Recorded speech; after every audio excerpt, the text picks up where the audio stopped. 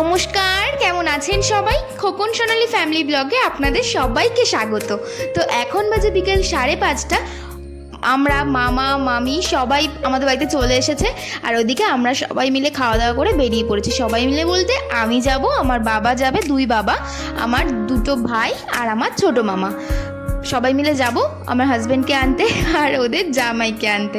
তো চলো যাওয়া যাক। আমরা টোটো নিয়ে নিয়েছি, আমরা পিছনে আমার 2 বাবা ভাইটাই বসেছি, সামনে মামা। তো আমাদের কাজকল মোড় থেকে আবার আমাদের একটা অটো নিতে হয়েছে। তো চলো যাওয়া যাক। যাব এখান থেকে মধ্যমগ্রাম। তো আমরা মধ্যমগ্রাম চলে এসেছি,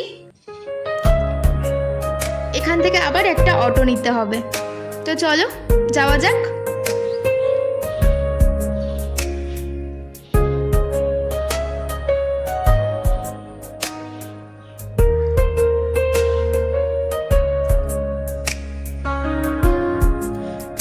এই নিচে ভূগর্ভ রাস্তাটা করাতে না প্রচুর সুবিধা হয়েছে, কারণ উপরে রোডে ভীষণ জ্যাম থাকে।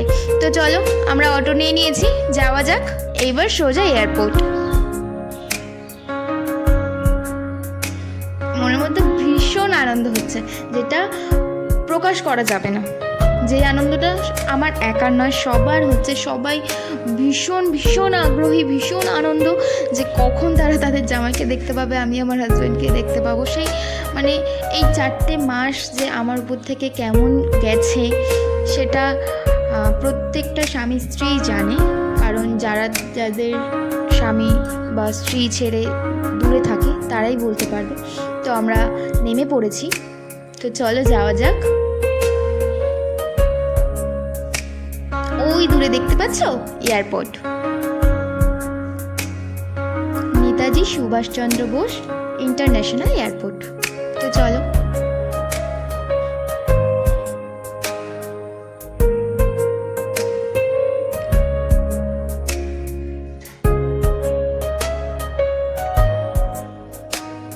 তো আমরা এয়ারপোর্টের রাস্তায় ঢুকে গেছি। দেখো একবার এয়ারপোর্টটা তোমাদের সাথে একটু শেয়ার করি, কি সুন্দর না? আমি ফার্স্ট টাইম আসলাম, আর আমার হাজব্যান্ড ওই ফার্স্ট টাইমই প্লেনে আসলো।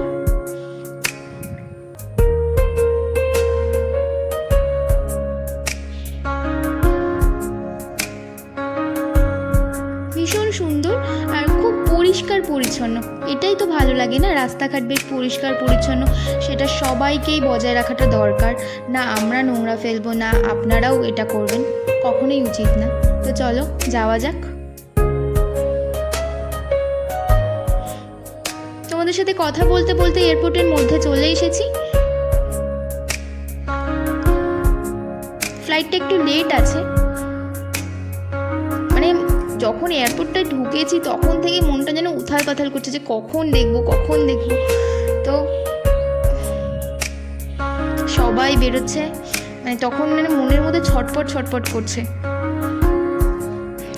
তো ফাইনালি ও বেরিয়েছে।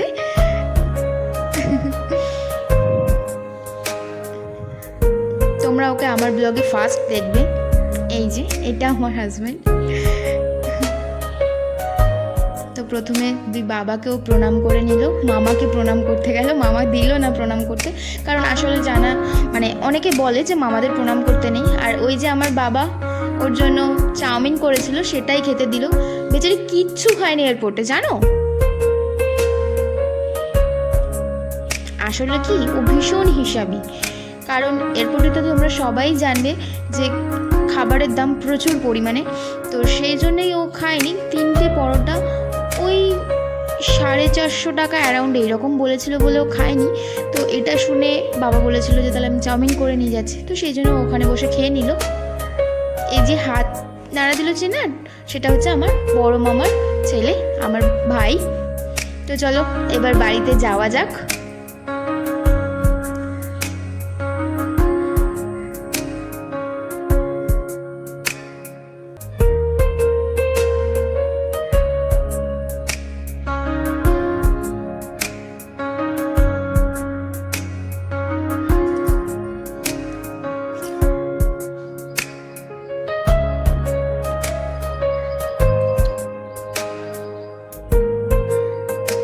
এখান থেকে ট্যাক্সি নেব, তো সেই জন্যে বাবা মামা টামা সবাই কথা বলছে।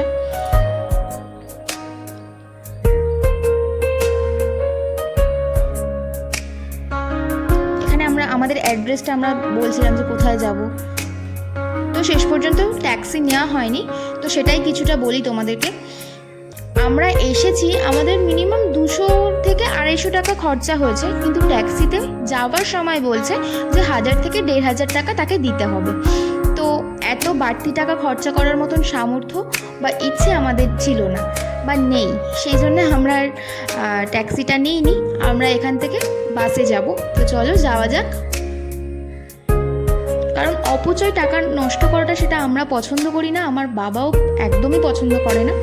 তো যেখানে আমাদের 200 থেকে 250 টাকায় কাজ মিটে যাবে, সেখানে আমরা কেন বেকার 1000 থেকে 1500 টাকা খরচা করব? তো সেই জন্য বাসে নিয়ে নিয়েছি, মানে বাস নিয়ে নিয়েছি। চলো, তো বাস থেকে নেমে আমরা টোটোতে উঠে গেছি। এবার ফাইনালি পুরো বাড়িতে ওইদিকে আমার মা, আমার ঠাকুমা, আমার বড় মামা, মামি, আমার আরেকটি মা সবাই অপেক্ষা করছে। তো এখান থেকে আমার ছোটো মামা বাড়ি চলে গেল, আর গেল না। আর দেখো এই বেচারি অসুস্থ, ভীষণ অসুস্থ, ক্লান্ত হয়ে পড়েছে একেবারে। তো ফাইনালি বাড়ির রাস্তায়। তো চলো বাড়ি গিয়ে আমার মায়ের রিয়াকশানটা কী হয়, আমার ঠাকুমার রিয়াকশান, সবার রিয়াকশান এক এক করে তো বলা যায় না।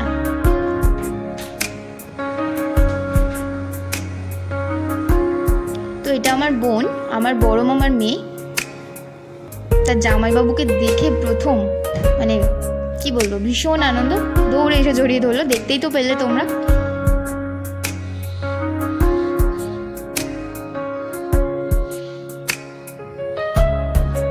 ভীষণ খুশি সবাই।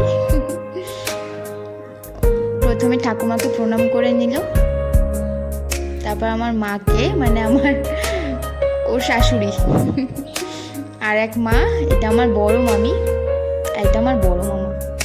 এবার এখানে বসে আড্ডা পর্ব চলছে যে কেমনভাবে আসলো, কোনো প্রবলেম হলো কি না। তো দেখা হচ্ছে নেক্সট ব্লগে। এবার ধামাকাদার ব্লগ আসতে চলেছে কিন্তু, তো দেখতে হলে আমার নেক্সট ব্লগটাকে অবশ্যই ফলো করতে হবে। তো চলো বাই, আজকে ব্লগটা এই পর্যন্তই। যদি ভালো লাগে অবশ্যই like, comment, share and subscribe my channel. পাশে থাকা বেল বাটনটাকে অবশ্যই ক্লিক করে দিও। বাই।